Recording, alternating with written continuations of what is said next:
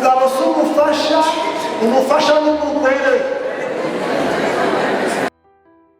Uwo muntu babyita amazina uhereye ku bitungano byose no ku biguruka mu kirere no ku bikoko byo mu ishyamba byose, ariko ntiyaboneka umufasha akwiranye n'umuntu. Maze uhoraho Imana asinziza umuntu ubutikoma, arasinzira amukuramo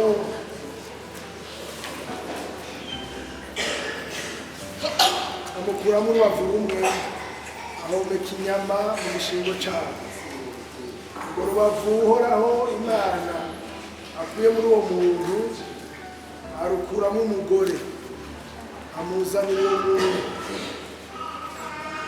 Maze uwo muntu aravuga ati uyu ni igufa ryo mu magufa yanje n'akara ko mu mara yanje, azokwitwa umugore kuko yakuwe mu mugabo.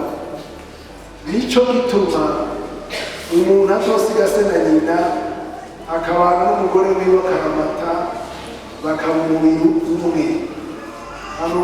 Kandi uwo mugabo n'umugore wiwe ntibagenda amenya, ariko ntibyabatera isoni. Bamaze kudusengera, none ngomba nsobanura amajambo umwanya mutoya. Murabizi yuko Imana yaremye umugabo imbere y'uko irema umugore.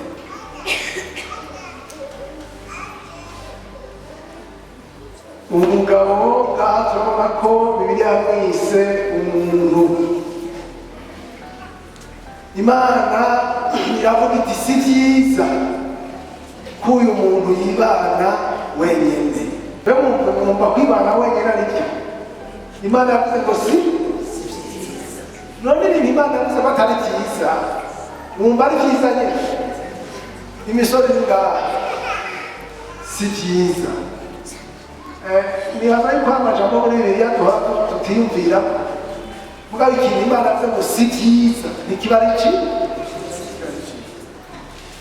Rero uyu musore Japhet yavuga ati sinokwama muri si byiza, ugomba nabigira ki. Imana yonyine iravuga iti nzomwonderera umufasha bagize. Mwumvise ko ari ndarondera, haronderane ko mutanyishura, haronderane. Aha umuntu ubona abantu biruka ngo bari barongera umugore umuntu, ariko ibi birimo ngo Imana nigira ingorane nyinshi ziraho umuntu, nuko atari Imana ironderera umuntu, ntari abantu baronderera. Mwanyumvise mbere kuko Imana igituma ari Imana irondera nuko ariyo yonyine gusa izi uwo wagize. Hari ubundi muntu azi uwo mukwiranye. Iyo harondeye abantu bazokuzanira uwo muda, ariko ntiharondera Imana izokuzanira uwo mukwiranye neza. Uwo mukwiranye uwavuye mu rubavu rwawe. N'uwavuye mu rubavu rwawe ni Nyamunsi. Ntiwamukwiye mu rubavu rwawe, none uwamukwiye mu rubavu rwawe nawe ninde? Imana. Ngira n'abasubire. Ibintu biratugora, urugo rwawe rubi, ishengero riba ribi, igihugu kiba kibi, isi yose iba mbi. Kubera iki? Kuko abantu barihaye ibikorwa by'Imana abari babyiha. Ayo ngo naka barakwiranye na naka urabesha. Ibyo ni ijambo rivuga Imana yonyine gusa. Kandi ukubaka rero mugakwiranye, nta muntu n'umwe azoshobora kumugira uwo mukwiranye. Nabyumvise kuko iryo gufa si igiwawe, nicyo gituma mutazokwigera mukwiranye, kandi ntuzokwigera muti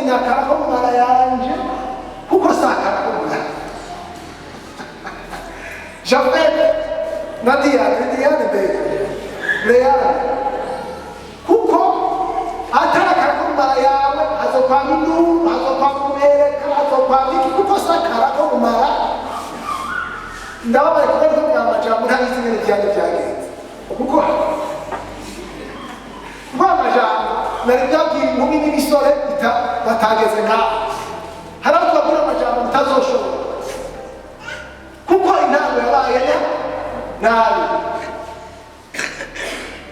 Nico gituma mw'isi abantu basigaye biruka tuzobana imyaka ibiri tuvane baguma bagorana ngo n'ishenge bigemere ko bavana abantu bakongera bakarongorwa sivyo.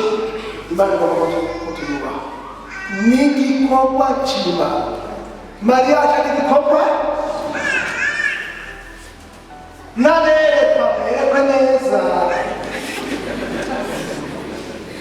n'abavugishwa muvugishwa neza kuko iki ni igikorwa ubu hariho n'abasigaye babishiramo abakomisiyoneri.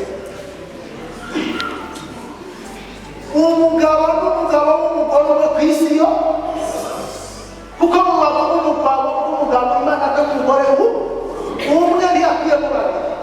Nico gituma kwari kabite muri Imana yamuhaye babiri batore Jafet umugore wawe niyo witegereze.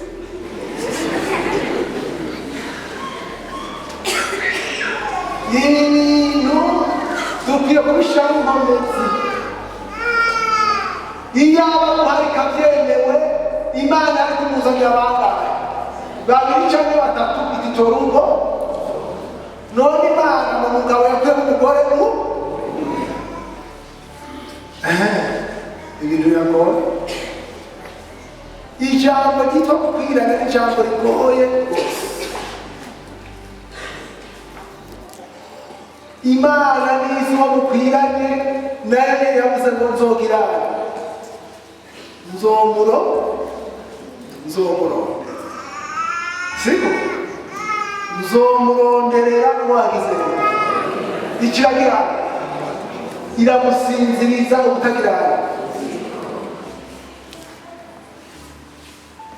None mwebwe mwumvira umuntu yakanguza asinzira ariko akanguka azaba umuntu w'umugore badasa n'ugusa wumva umuntu w'umugore ahagaze aho ashaka ngo akanakana ko mumara n'igufa ryo mu magufa aramenya ko Imana yagiye kumukuramo umugore. Mbega umugore Imana yamukuye impwemu y'umugore nibaho umugore afise impwemu y'umugabo nabyumva. Nta mpwemu y'ingabo iriho nta n'impwemu y'umugore iriho kubera kuko Imana umugore yamukuye mu igufa ry'umugabo ayigumana ya mpwemu Imana yahushe mu mugabo. Ntawe tubona ko Imana yahushe mu mpwemu yiwe. Umviriza rero umugore yavuye mu mubiri. Ndasubiranye umugore yavuye hehe? Hari umuntu avuga akavuga ngo Imana ivuze ngo twara naka muri naka we. None umubiri wiwe utamwemera mwumva ariko umubiri utamwemera sivyo kuko ategerezwa kumva ko avuga ati nyakara ko mumara yanje n'igufa ryo mu magufa yanje. Aha niho hari ingorane. Nta kintu kibabaje nuko umugabo abona ko umugore wiwe adakwira. Twiga muri universite baravuga ngo yaratsimbwe.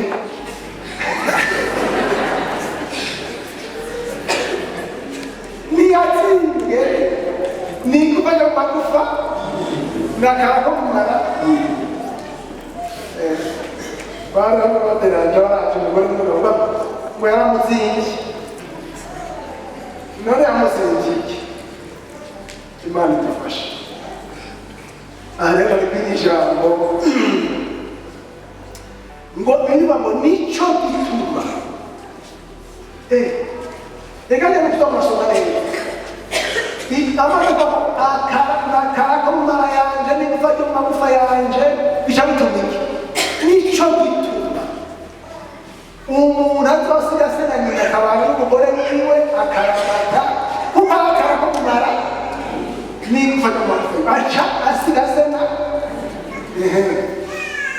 nama narimvuge kubera iki umuhungu ariko asigase na nyina atari umugore asigase na nyina aho yakuye mugabo mbiri tubwira ko umugabo niwe asiga se na nyina niba bari kumwe kugira ngo ayibabwire kubera iki Bibiri ivuga ngo umugabo ni umutwe w'umugore mu burongozi bw'Imana hari imitwe itatu mu butatu butagatifu umutwe ni Imana mu ishengero umutwe ni Kristo mu rugo umutwe ni umugabo kandi ibyo bintu bitatu ni Imana yonyine ni Imana yaremye ibyo bintu bitatu ishengero ntiribaho urugo rutabaye urugo rubaye rubi ishengero riba ribi cyane ifaranga n'iryo muntu umufasha ikintu gikomeye cyane nuko hari ibyo udashobora kwifasha iyo utabishoboye rero urumva ndategereje 21 umurongo w'icenda avuga ngo mwopfuma wibera hanze hakubana n'umugore n'ingare mu nzu mbega icyo kintu kirumvikana agize aramuhamagara ngo yeee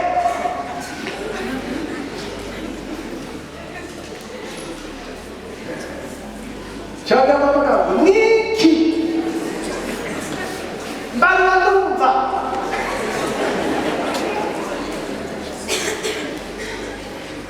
wapfuma wibera hanze hakwara umugore w'iki bisanzwe hariya mu ngaha nta misoro iriho yaba hari imisoro iriho ariko nyumva hariya mu musiguzi hari ijambo hari ariko niko navugira ko ndagakabuye afite ntagira ngo namuheke nawe yenda mubuza ko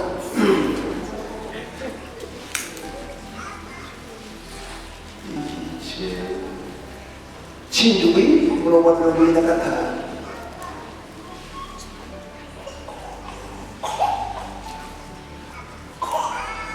mwawe ni musiguzi igice cy'umurongo wa 25 maze shira umutima wanje kumenya no gusesangura ubwenge n'inyandiko z'ibintu no kumenya ko icyaha ari urupfu kandi ko urupfu ari ibisazi nsanga ikintu kirusha urupfu kurura ni umugore umutima wiwe ari imitego n'ururiba amaboko yiwe akaba imbuto umuntu wese ahimbara Imana azorukira ariko umunyabyaha azofatwa nawe uwuhimbaye Imana akira umugore ameze atyo ngo amaboko yiwe ni iki ni imbuto umutima we ukaba ururiba benshi ntibaruzi ururiba wa n'umutego batega ibikoko byo mu ishyamba bari n'ikinogo kirekire ivu bakaritwara kure bwa mukobwa n'ibimoto kuko ari ishasha bakarita kure bagaca mu kinogo hariya hasi bagaca bashingaho amacumu umugi uraba hejuru amacumu menshi hanyuma icyo kinogo bagaca bagifuka nk'uko umenya ntikigeze kubaho bagapfukisha ibintu bagaca bashiramo n'ibiti n'utwatsi n'iki igikobwa kikazakaza ntikimenye ko hari ikinogo kigaca gikorokeramo amashumu akakibaga ubwo niko kwitwa ururiba murumva ko umugore ari mubi iyo ari umunyabyaha ntakwiburiza isaha yavuze ngo arusha urupfu kugira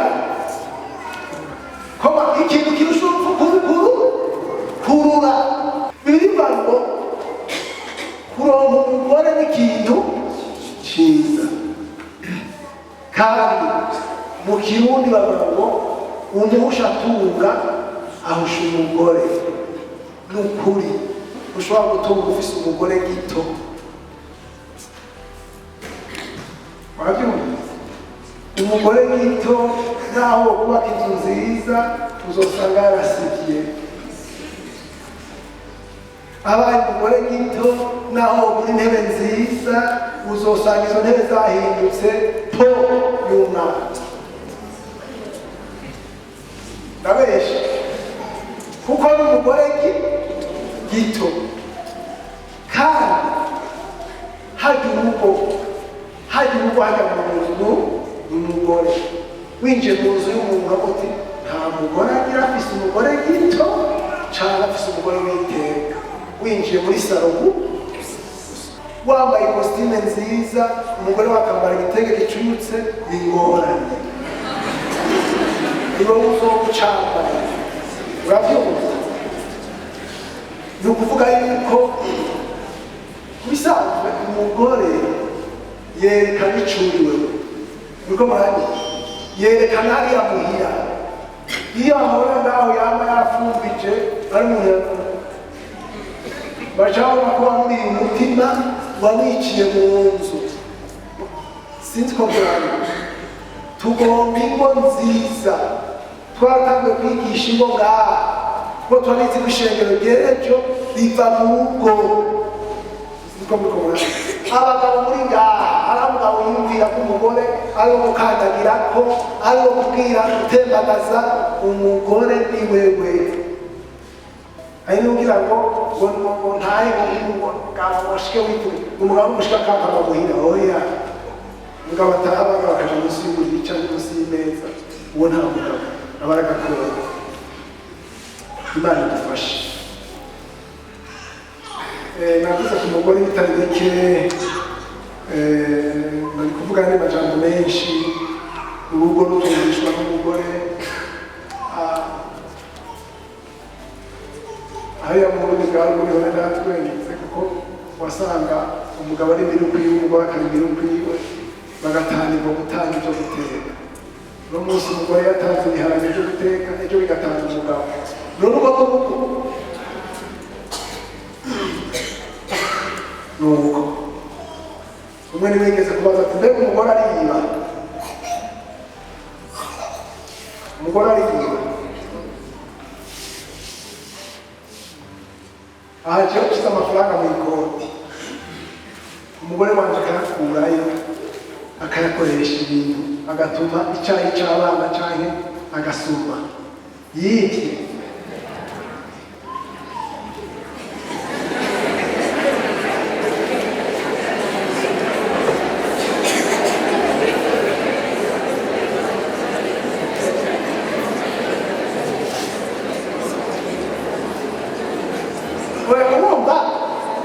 nibaza yuko hari aho tutaratahura umugore n'umugabo ica ibintu bikwiye gukorwa byavugwa byasezeranywe kiretse none umushitsi ashitse muhira jewe atariho namusigaranye amafaranga agaca yakoresha akakira uwo muntu nzoshika nk'igikoko ndamutuka ibitutsi byose baraca amazi abanyefeso igice cya 5 abanyefeso 5:22 biranyarutse nabategeko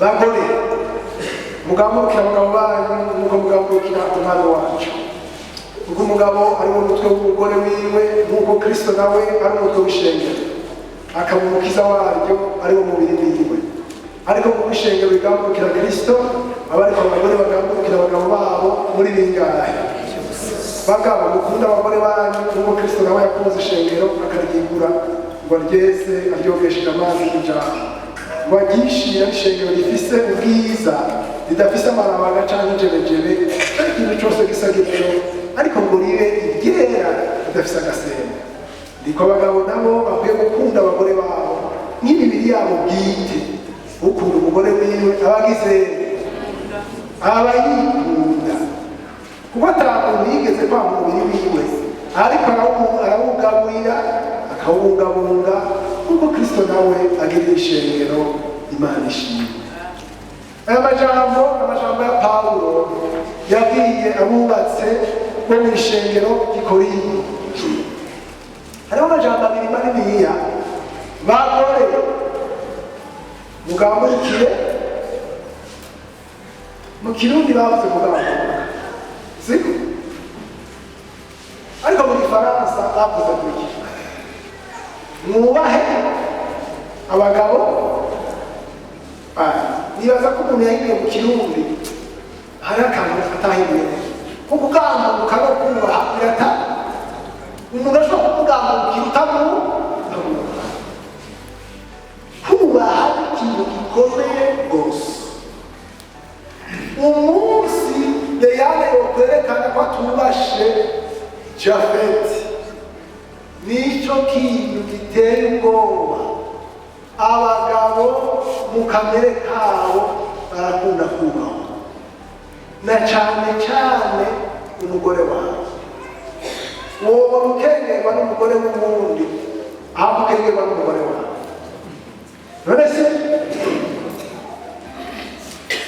kandi mu bintu bigoye umugore kubaho umugabo wiwe biragoye. N'abandi bantu bose babona uwo mugabo bakiruka bakamutinya, umugore arabaraba ati bijyanye n'umugore arafise igituma umugore bimugora kubaho umugabo wiwe.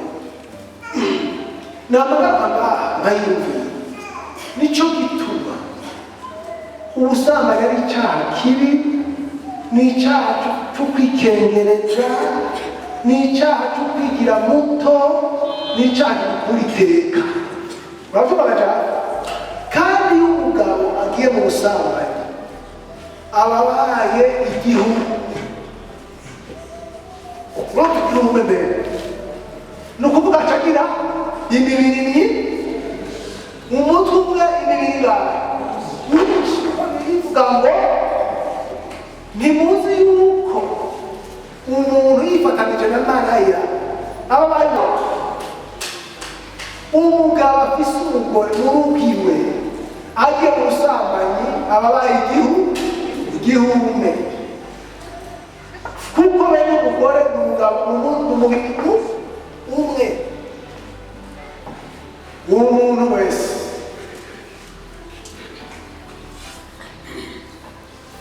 amaze kuja mu busambanyi, umuntu wese mukoze ivyo byaha ntazokwigera kubaha. Pawulo ati bagore mugire mwubaha abagabo. Iryo jambo rirumvikana kandi rirahamwe. Hariho abantu bagize mariage bukeye baravana,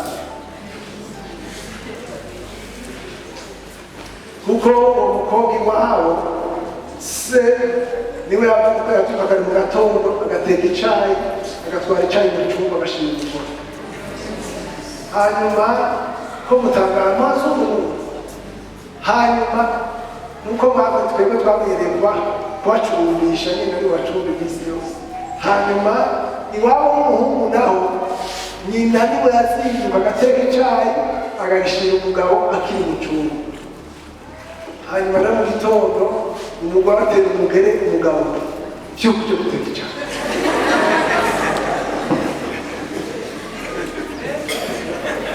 Umugabo nawe ati cyo guteka icyayi. Umugabo kubera mu mutwe we batigeze abona nyina ateka icyayi mu gatondo. Byari bigoye ko uwo mugabo we batahura ibyo bintu, ntiyashobora gutahuza umugabo ariko aravuga. Ibyo ntibibaho.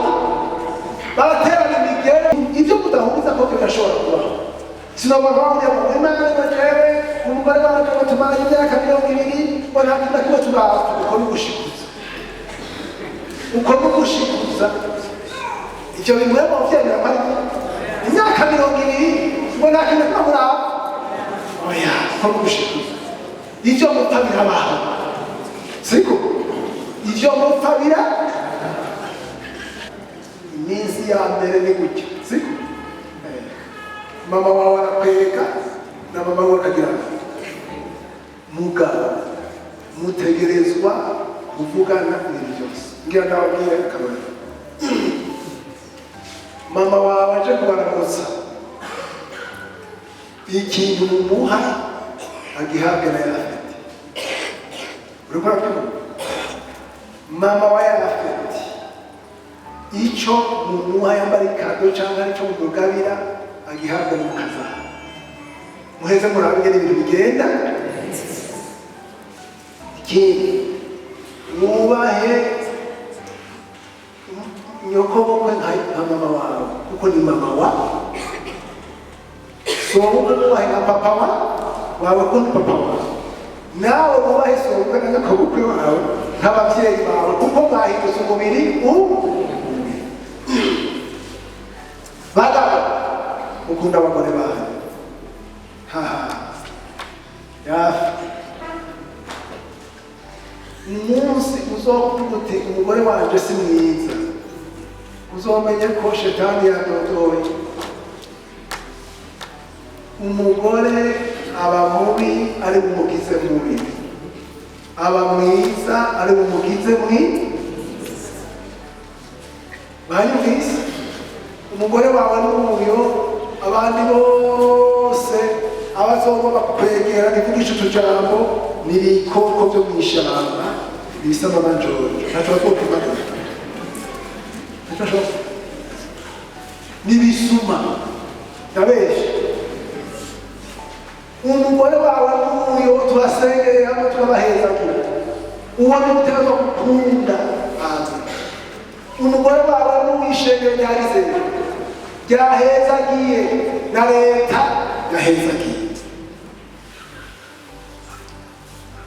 gukunda umugore wawe icyaha umugabo akorera umugore gisumba ikindi ni uko umugore abona ko umugabo afitanye imigenderanire n'uwundi umugore cyangwa umukobwa cyangwa umugore ashobora gukorera umugabo gisumba ibindi ni uko umugabo abona ko umugore ariko agendana n'abandi bagabo mu kirundi cya kera bavuga ko ari agasema mbese ari agasema kandi niko byagenda umugore arenze niko umugabo yacaho siko mu kirundi byari bimeze none rero no munsi navuze byinshi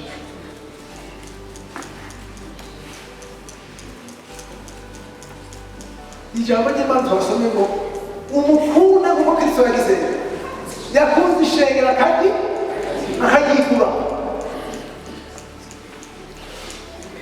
areba abagabo ngo Yesu nokegura umugore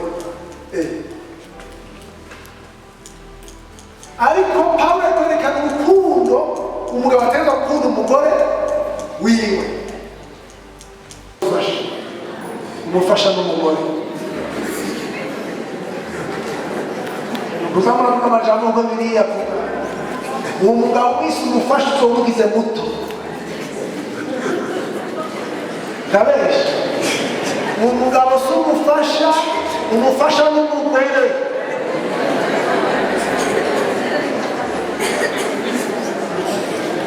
amajambo udashobora kwemera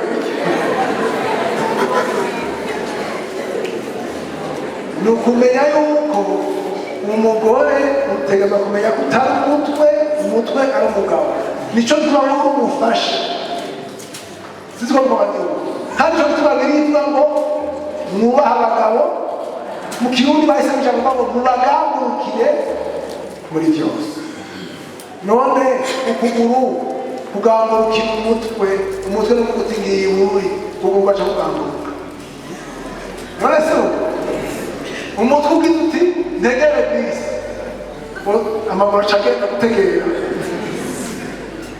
kuko nuko binjirira mukurikira abakirizayo abafarisayo baza kuri we bamugeza baramubaza bati mbega biremerwa ko umuntu yirukana umugore kuba inyanduruko y'ikintu cyose nawe arabishyura ati ntawe mwasoma yuko uhereye mbere na mbere urema yabaremye bari uburyo bubiri, ikavuga iti nico gituma umuntu azosiga se na nyina akabana n'umugore we akaramata bombi bakaba umubiri umwe, bituma batakiri babiri ariko baba babaye umubiri umwe. Nuko ico Imana yamatanije umuntu ntaza akimaturwe. Baramubaza ati none se niki catumye Mose agera ko bamuha icete cyo kuvavanura akamwirukana? Arabishura ati Mose yarekuye kwirukana abagore banyu kuko imitima yanyu ikomangaye, ariko uhereye ubwa mbere hose ntibyari bimeze bityo. Ariko ndababwire, umuntu wese yirukana umugore wiwe atamuhoye ubusambanyi akabira uwundi abasambanyi, kandi uwabiye uwahukanye abasambanyi. Icyo Imana yamatanije ntihagire umuntu agira. Baramubaza bati none kubera iki Mose yabahaye icete cyo kumwirukana? Yesu avuga ngo nuko imitima yanyu igize